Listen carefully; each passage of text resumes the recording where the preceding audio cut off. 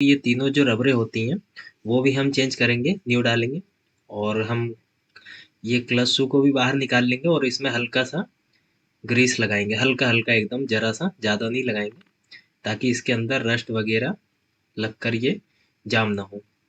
और दोस्तों आपको ये करते टाइम क्लच शू भी चेक कर लेना है। अगर आपको लग रहा है कि क्लच शू की थिकनेस कम हो गई है, क्लच शू घिस चुके हैं, तो आप क्लच शू भी अपने चेंज कर सकते हैं।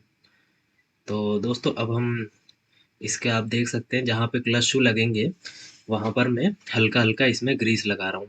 ठीक है, तीनों में ऐसे ही हल्का हल्का लगाना है दोस्तों, ज़्यादा नहीं। ज़्यादा लगाएंगे तो फिर क्लच शू में ग्रीस आएगा जिससे कि पिकअप लोड की प्रॉब्लम आएगी। ठीक है, इस तरीके से शू वाली जगह पे ग्रीस लगाने के बाद आप ये देख सकते हैं मैं 3 रबर खरीद लाया हूँ ओरिजिनल। और ये तीनों रबर आसानी से मार्केट में मिल जाती है। अब ये तीनों में रबर इसकी लगा लूँगा। ठीक है दोस्तों, और इसी रबर में मैं हल्का हल्का ग्रीस से ल्यूब्रिकेट करूँगा। एकदम हल्का हल्का ग्रीस लगाएंगे, ज़्यादा नहीं, है ना। उसके बाद हम इसके क्लच शू को मूव करके देखेंगे दोस्तों। तो ये देखिए क्लच शू कितने अच्छे से मूव कर रहे हैं। ठीक है, प्रॉपर एकदम स्मूथली मूव कर रहे हैं। और ये देखिए अब मैं ये देखिए मैं रबर में जब क्लच शू को फंसा रहा हूँ तो आसानी से अंदर बाहर आ रहे हैं, जबकि पहली बार जब मैंने निकाला था तो आपने देखा होगा काफ़ी टाइट ये खुल रहे थे। तो दोस्तों कई मैकेनिक भाई लोग क्लच क्लच सर्विस करते टाइम ये क्लच शू के मूवमेंट पे ध्यान नहीं देते। तो ये भी एक ध्यान देने वाला पॉइंट है, इसको ज़रूर ध्यान देना चाहिए। उसके बाद दोस्तों हम इसकी सारी स्प्रिंगें लगा लेंगे और स्प्रिंग लगा करके फिर एक बार इसकी मूवमेंट चेक करेंगे। तो अब ये प्रॉपर खुलने बंद होने लगे हैं। तो दोस्तों अब इसकी ये जो प्लेट लगी रहती है इसको भी हम लगा लेंगे और इसमें जो एज वाला हिस्सा होता है वो हम नीचे की ओर रखेंगे और जो धारी वाला हिस्सा होता है वो ऊपर की ओर रख के इसके तीनों ब्लॉक को पेचकस की मदद से या आप प्लास की मदद से लगा सकते हैं। ठीक है दोस्तों।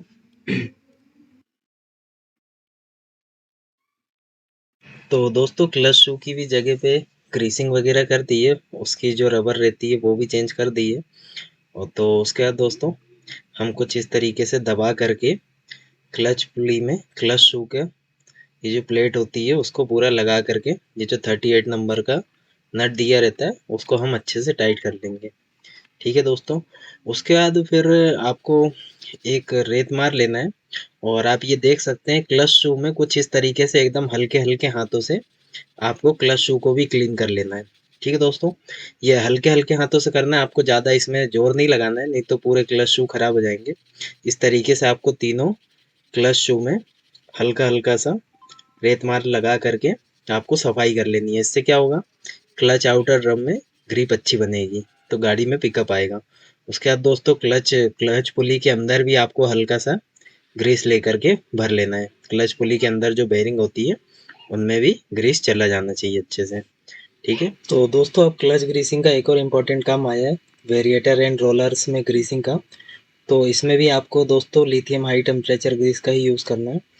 तो आपको इस तरीके से कुछ चारों चारों तरफ ग्रीस अच्छे से रोलर में लगा लेना है। ठीक है, और आपको रोलर दोस्तों किस तरीके से डालना है, आपको क्या करना है, वेरिएटर को अपने लेफ्ट हैंड में रखना है और आप ये देख सकते हैं ये जो रोलर हैगा उसमें एक हिस्सा जो रहता है वो प्लास्टिक से पूरा घिरा रहता है और एक साइड पूरा लोहे का चिकना रहता है। तो जो प्लास्टिक वाला हिस्सा है वो आपको लेफ्ट हैंड साइड में डालना है और 6 के 6 रोलर आपको एक ही दिशा में डालना है। अगर आप रोलर आगे पीछे गलत डाल देंगे तो उससे भी गाड़ी के पिकअप एंड परफॉर्मेंस में फ़र्क पड़ेगा। आप देख सकते हैं मैंने 6 के 6 रोलर एक ही दिशा में ग्रीस लगा करके डाले हैं। ठीक है दोस्तों, आपको पूरा ऐसे अच्छे से ग्रीस लगा लेना है। तो दोस्तों अब मैं आपको दिखाता हूँ, ये देखिए हमारी जो ये गाड़ी है ये 2G वाली है, यानी कि जो सबसे पहला वाला मॉडल आया था एक्टिवा का नया वाला वो है। तो दोस्तों उस वाले मॉडल में जो वेरिएटर आता था वो आप ये देख सकते हैं छोटा वाला आता था और उसमें ये जो खाकी कलर के रोलर्स होते हैं छोटे वाले हेवी रोलर्स आते थे, तो जिसके कारण क्या गाड़ी की के पिकअप और वाइब्रेशन की भी प्रॉब्लम बनी रहती थी। गाड़ी में पिकअप भी अच्छा नहीं आता था और वाइब्रेशन भी रहता था। तो दोस्तों मैंने अपनी गाड़ी में ये 3G 4G 5G में जो रोलर आता है वो डाला है। तो वो डालने के लिए दोस्तों आपको क्या करना पड़ेगा, ये जो आपका आप देख सकते हैं ये वाला वेरिएटर जो है वो बड़ा है। तो उसके लिए आप ये जो मैं आपको किनोर दिखा रहा हूँ ना, इस किनोर को आपको कटवा देना होगा लेथ मशीन वालों से।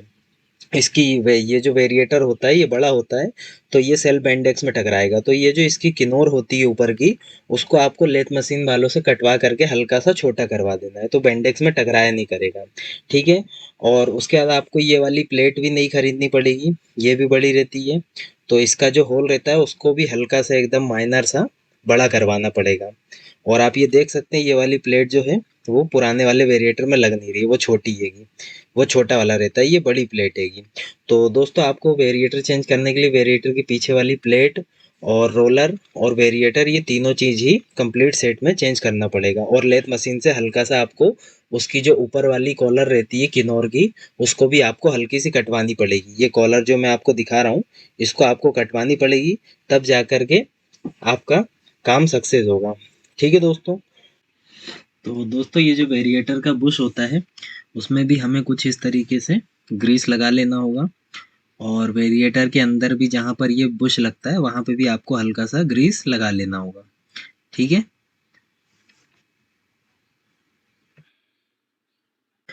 तो अब दोस्तों आप ये देख सकते हैं गाड़ी की केसिंग को मैंने पूरा क्लीन कर लिया है, क्लच कवर जो खुला था वो पूरा क्लीन कर लिया है। और अब मैं आपको वेरिएटर लगा करके और बेंडेक्स को भी लगा करके दिखाऊंगा कि ये किस तरीके से टकराता है उसमें। तो ये देखिए दोस्तों, जब ये बेंडेक्स लग जाता है, तो बेंडेक्स लगने के बाद जब गाड़ी चलती है तो ये वेरिएटर बाहर की ओर आता है और ये बेंडेक्स में टकराता है, इसलिए इसकी कॉलर को कटवा देना चाहिए। ठीक है। अब मैं आपको पुराना वाला वेरिएटर लगा करके दिखाता हूँ। उसमें आप ये देख सकते हैं कुछ इस तरीके से कितना ज़्यादा गैप रहता है। ये छोटा वेरिएटर होता है, तो इस कारण ये बेंडेक्स में टकराता नहीं और वो बड़ा वेरिएटर रहता है। तो दोस्तों ये जो बड़ा वेरिएटर होता है, इसका प्लस पॉइंट ये है कि ये सिर्फ बेंडेक्स में ही टकराता है, बाकी गाड़ी की कहीं पे भी कैशिंग वगैरह में नहीं टकराता है। तो ये अगर आप इसकी कॉलर को कटवा करके लगाएंगे तो ये आसानी से लग जाएगा, कोई प्रॉब्लम नहीं करेगा और गाड़ी में पिकअप भी आ जाएगा। ठीक है दोस्तों। तो अब हम दोस्तों इसकी क्लच पुली को इंस्टॉल करेंगे। तो क्लच पुली में आपको कुछ इस तरीके से बेल्ट को लगा लेना है। और बेल्ट को लगाने के बाद सिंपली आपको क्लच पुली वाली शाफ्ट में लगा करके अंदर पुश कर देना है। ठीक है। और बेल्ट को हम आगे की ओर से भी चढ़ा लेंगे वेरिएटर के ऊपर। ठीक है। और दोस्तों फिर उसके बाद हम इसके सेल वाले गियर को लगाएंगे। तो सेल वाले गियर को लगाते टाइम आपको सावधानी दे का ध्यान रखना है। क्लच ये जो बेल्ट होती है उसको क्लच पुली को खींच करके आपको बेल्ट को आगे की ओर कर लेना है। और ये जो सेल वाला गियर होता है, इसको आपको ध्यान से क्रैंक की दांतों में अच्छे से चढ़ाना है। क्योंकि दोस्तों अगर आप ये अच्छे से नहीं चढ़ाएंगे ध्यान से, तो ये जो क्रैंक के जो टीथ होते हैंगे वो खराब हो जाएंगे, तो आपको पूरी क्रैंक ही चेंज करनी पड़ेगी। ठीक है। तो उसके बाद ये जो रेड चेट वाला गियर होता है, इसको भी दांतों में अच्छे से बैठा कर ही आपको इसके नट को लगाना है। ठीक है। और जब दोस्तों ये अच्छे से लग जाए तो आप इसके नट को उसी प्रोसेस से लगा सकते हैं जैसा कि हमने खोला था। अब हम इसमें एक वही प्लग पाने को लगा करके इसको आराम आराम से टाइट कर लेंगे। ये देखिए दोस्तों, कुछ इस तरीके से आपको क्लच सॉरी ये जो प्लग वाला पाना होता है उसको आपको कुछ इस तरीके से लगाना है। और यहाँ पे लगा करके सेल्फ के जो ये जो गियर वाला दांता होता है, इसमें आपको इस तरीके से फंसा लेना है ताकि ये क्रैंक घूमे ना। और दोस्तों इसको आराम आराम से टाइट करना, इसमें ज़्यादा जोर नहीं लगाना। अगर आप जोर लगाएंगे तो क्रैंक आउट होने का भी खतरा रहता है, इसलिए आप आपको एकदम आराम से ध्यान से करना है। और क्रैंक आउट होना यानी कि बहुत बड़ा खर्चा भी होना है, और गाड़ी में भी परफॉर्मेंस में भी बहुत दिक्कत आती है, गाड़ी एकदम फिर ट्रैक्टर की तरह चलने लगती है। तो आपको ये काम बहुत ही सावधानी के साथ करना है। ठीक है दोस्तों। और फिर फ्रेंड्स इसका ये जो सेल बेंडेक्स होता है उसके बुश में भी हमें हल्की सी यहाँ पर ग्रीसिंग कर लेनी होगी। ठीक है। कुछ इस तरीके से हल्का सा ग्रीस लगा करके आपको सेल बेंडेक्स लगा लेना होगा। ठीक है। और फिर ये जो सेल बेंडेक्स का कवर होता है, इसको भी हमें अच्छे से लगा लेना होगा। और अब हम इसका ऑयल ड्रेन बोल्ट को भी लगा लेंगे, अच्छे से टाइट कर लेंगे। उसके बाद ऑयल डालेंगे दोस्तों। तो दोस्तों ऑयल जो हम यूज़ कर रहे हैं वो वाई एस गोराइट्स 20W40 fully synthetic engine oil है, जो कि काफ़ी अच्छा इंजन ऑयल है। मैं कई बार इसको डाल चुका हूँ, तो इससे मुझे परफॉर्मेंस अच्छी मिली है। तो इस कारण मैं ये 20W40 ही डालूंगा इसमें, वाई एस गोराइट्स का फुली सिंथेटिक। क्योंकि दोस्तों वाई एस गोराइट्स का फुली सिंथेटिक 10W30 में अवेलेबल नहीं है। तो वैसे भी अब गर्मी आ रही है तो 20W40 कोई दिक्कत नहीं करेगा। तो आप ये देख सकते हैं। और अगर आपने ऑयल का रिव्यू नहीं देखा है, ऑयल कैसा क्या है, तो उसका भी वीडियो मैंने अपने चैनल में डाल के रखा है, डिस्क्रिप्शन बॉक्स में भी दे दूंगा, आप वहाँ पर भी जा कर के देख सकते हैं। ठीक है।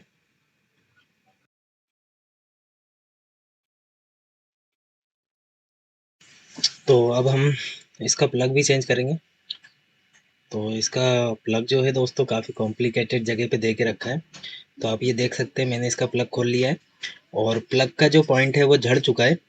तो इस प्लग को हम क्लीन नहीं करेंगे, पूरा प्लग नया डालेंगे। तो आपको मैं ये दिखा देता हूँ। आप ये देख सकते हैं, इसका प्लग का जो पॉइंट होता है सामने वाला, वो एकदम झड़ चुका है, यानी कि इतनी अच्छी परफॉर्मेंस ये प्लग देगा नहीं। तो इस कारण अब हम इसका नया प्लग डालेंगे। ठीक है।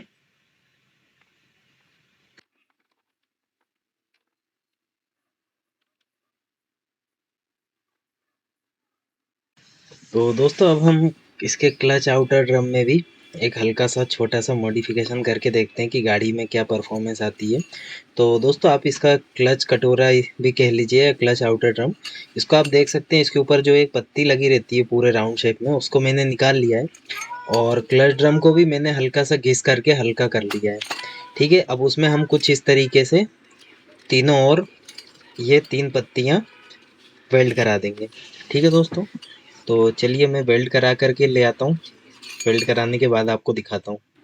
तो दोस्तों ये देख सकते हैं आप, मैंने कुछ इस तरीके से तीनों पत्तियाँ वेल्ड करा दी हैं। और आप ये क्लच आउटर देख सकते हैं, ये इस तरीके से पूरी पत्ती जो रहती है उसको निकाल के हमने क्लच आउटर ड्रम को भी हल्का कर लिया है घिस करके। और अब इसको लगा करके देखेंगे कि इसकी परफॉर्मेंस कैसी क्या आती है, परफॉर्मेंस में कुछ फ़र्क पड़ता है या कुछ नहीं पड़ता है, मैं आपको बताऊंगा अभी। तो चलिए ठीक है दोस्तों, इसको लगा लेते हैं। उसके बाद हम सिंपली कुछ नहीं करेंगे, इसका ये जो क्लच आउटर हमने थोड़ा सा मॉडिफिकेशन किया है जो उसमें, उसको हम लगा लेंगे। तो दोस्तों सारी चीज़ें लगाने के बाद मैं गाड़ी को एक बार ऐसे ही स्टार्ट करके दिखाऊंगा, बिना क्लच कवर लगाए गाड़ी को स्टार्ट करके दिखाऊंगा कि गाड़ी का सारा सिस्टम प्रॉपर वर्क कर रहा है या नहीं, ताकि हमें दोबारा गाड़ी खोलना ना पड़े।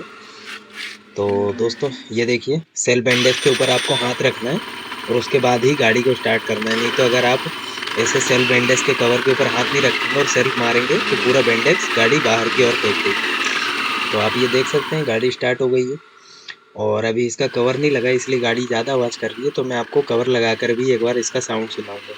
बाकी मैं ये कहना चाहूँगा कि इस तरीके से गाड़ी को सिर्फ एक्सपर्ट मैकेनिक ही स्टार्ट करें, नए जो अभी लड़के सीख रहे हैं काम करना वो ना करें इस तरीके से।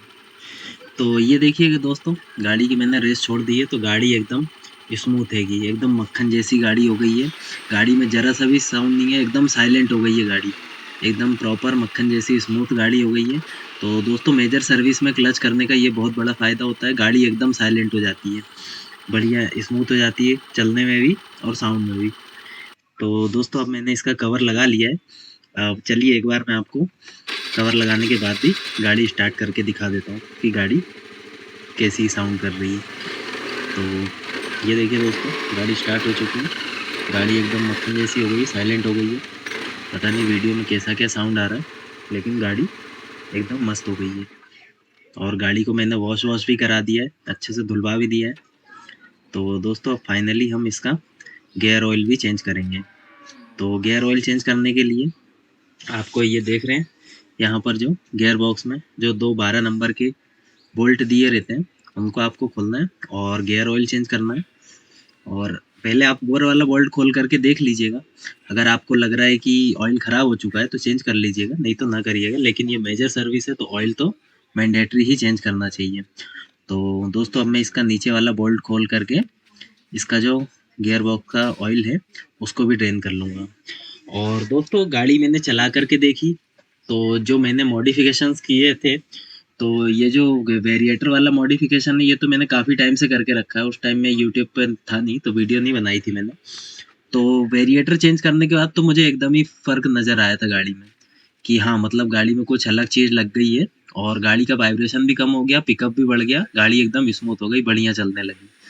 तो पिकअप भी अच्छा आ गया था। लेकिन जब ये मैंने ये जो क्लच आउटर ड्रम में ये जो पत्ती वेल्ड करा करके एक छोटा सा मॉडिफिकेशन एक एक्सपेरिमेंट करके देखा है, तो इसमें मुझे कुछ ऐसा खास कुछ परफॉर्मेंस में अंतर नज़र नहीं आया।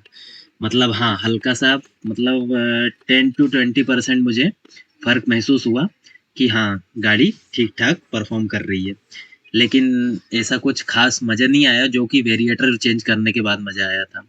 तो बाकी आपकी मर्ज़ी के ऊपर है, आप अगर चेंज करना चाहें तो चेंज कर सकते हैं और ना करना चाहें तो वैसे ही गाड़ी जो स्टॉक से जैसी आती है, वैसे ही रहने दे सकते हैं। बाकी हाँ, वेरिएटर एक बार आप चेंज ज़रूर करके देखिएगा। तो दोस्तों अब हम इसके गियर ऑयल भी चेंज कर लेंगे। तो गियर बॉक्स में इसके 120 ml गियर ऑयल डाल देंगे हम। और दोस्तों गियर गियर बॉक्स में से ऑयल डालने से पहले आपको पूरा 1-2 बार ऑयल डाल करके अच्छे से टायर को मूव करते रहना है ताकि जो ऑयल है वो सर्कुलेट होता रहे और जो हमारा 120 ml ऑयल है वो प्रॉपर आ जाए। नहीं तो डालते टाइम कई बार गाड़ी के बाहर भी इंजन से मतलब जहाँ अपन ऑयल डाल रहे हैं वहाँ से गाड़ी फेंकने लगती है। तो इसलिए आप गाड़ी के पहियों को भी मूव करते रहिएगा। तो दोस्तों वीडियो कैसा लगा कमेंट में ज़रूर बताइएगा। थैंक यू दोस्तों। मिलते हैं नेक्स्ट वीडियो में नेक्स्ट टॉपिक के साथ। तो दोस्तों अब आपको ऑयल पे हाँ ऑयल वाला जो गैप रहता है उसमें हाथ लगा करके ये जो ना बोल्ट दिया रहता है उसको आपको टाइट कर लेना। और दोस्तों गाड़ी में काफ़ी सारे काम हुए हैं। शॉकअप के बुश वगैरह चेंज हुए हैं। बहुत सारी चीज़ें चेंज करी है। तो हर चीज़ तो दोस्तों वीडियो बनाना पॉसिबल नहीं होता है। वीडियो 2 ढाई घंटे की हो जाएगी, आप लोग भी बोर हो जाएंगे। तो इसलिए वीडियो में मैंने इम्पोर्टेंट टिप्स ही दी है। तो दोस्तों वीडियो कैसा लगा बताइएगा ज़रूर। और हाँ दोस्तों जब भी गाड़ी सर्विस करें तो ये जो लॉक का वायर होता है ये आपको डिग्गी में ज़रूर चेक कर लेना कि आपने लगाया है कि नहीं लगाया है। उसके बाद ही गाड़ी की सीट लॉक करिएगा, नहीं तो आप उलझ सकते हैं। थैंक यू दोस्तों।